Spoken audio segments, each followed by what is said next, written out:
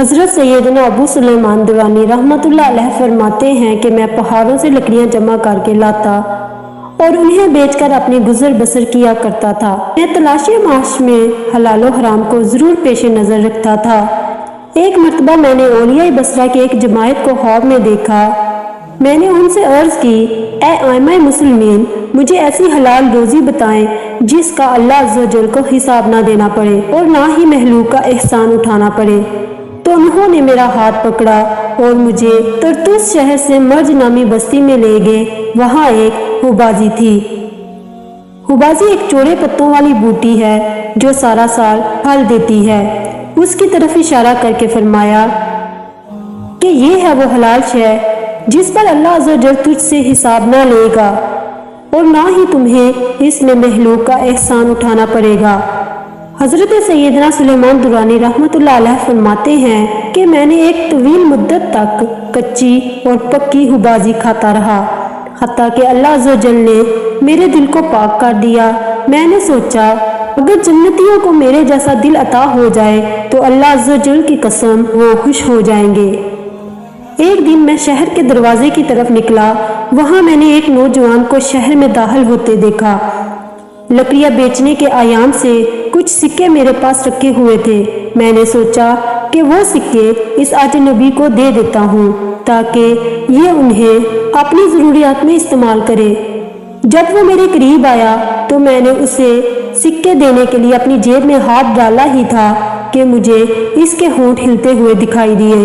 دیکھتے ہی دیکھتے میرے آس پاس کی زمین سونے اور چاندی میں تبدیل ہو گئی، جس کی چمک سے میری آنکھیں حیران ہو گئی۔ کچھ دن بعد دوبارہ اس طرف گیا تو میں نے اسی نوجوان کو ایک جگہ بیٹھے دیکھا۔ اس کے سامنے پانی سے بڑا ایک پیالہ رکھا تھا۔ میں نے اسے سلام کیا اور گفتگو کرنا چاہی تو اس نے پانی سے بڑا پیالہ پلٹ دیا اور کہا کہ زیادہ بولنا نیکیوں کو اسی طرح چوس لیتا ہے جس طرح یہ زمین پانی کو چوس گئی۔ تیرے لیے اتنی ہی بات کافی ہے۔ اللہ کی ان پر رحمت ہو اور ان کے صدقے ہماری مغفرت ہو۔ عروج و زوال کی ایک داستان کچھ اس طرح ہے۔ قاضی کوفہ محمد بن غسان رحمتullah علیہ فرماتے ہیں کہ عید قربان کے دن میں اپنی والدہ کی خدمت میں حاضر ہوا تو میں نے وہاں ایک پھٹے پرانے بسیدہ کپڑے پہنے ہوئے ایک بڑھیا کو دیکھا۔ مجھے اس کا انداز گفتگو بہت اچھا لگا۔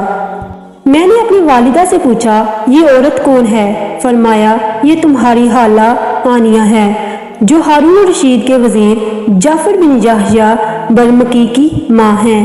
میں نے انہیں سلام کیا تو انہوں نے میرے سلام کا جواب دیا۔ میں نے ان کی خیریت دریافت کی، پھر پوچھا کہ آپ کی یہ حالت کیوں کر ہوئی؟ تو انہوں نے فرمایا، بیٹا ہم نے غفلت میں زندگی گزاری اور وقت ضائع کرنے میں لگے رہے، زمانہ ہم سے روٹ گیا۔ میں نے کہا، اپنی شان و شوکت کا کوئی واقعہ سنائے۔ کہنے لگی، ضرور ایک چھوٹا سا واقعہ سناتی ہوں، اس سے میری شان و شوکت کا اندازہ لگا لینا۔ آج سے 3 سال پہلے عید قربان کے موقع پر میرے پاس 400 اورنیاں تھی۔ میرے بیٹے نے رسم کے طور پر میرے پاس 1400 بکروں کے سر اور 300 بیلوں کے سر بھیجے۔ زیورات اور لباس وغیرہ ان کے علاوہ تھے۔ اس کے باوجود میرا خیال تھا کہ میرا بیٹا میرا نافرمان ہے اور آج یہ حال ہے کہ میں تمہارے پاس 2 بکروں کی کھالیں لینے آئی ہوں تاکہ ان کا لباس بناؤں۔ قاضی صاحب فرماتے ہیں کہ ان کی داستان زوال سن کر میں بہت رنجیدہ ہوا اور میری آنکھوں سے آنسو رواں ہو گئے۔ اس وقت میرے پاس جو دینار تھے میں نے انہیں تحفہ دے دیے۔ پیارے اسلامی بہن بھائیوں، دیکھ لو دنیا کس طرح منہ موڑ لیتی ہے اور اس کی نعمتیں کس طرح فنا ہو جاتی ہیں۔ دنیا کے فریب سے بڑھ کر کوئی فریب نہیں، اور جو اس کی برائی دیکھ کر اسے کنارہ کشی کر لے وہ سعادت مند ہے۔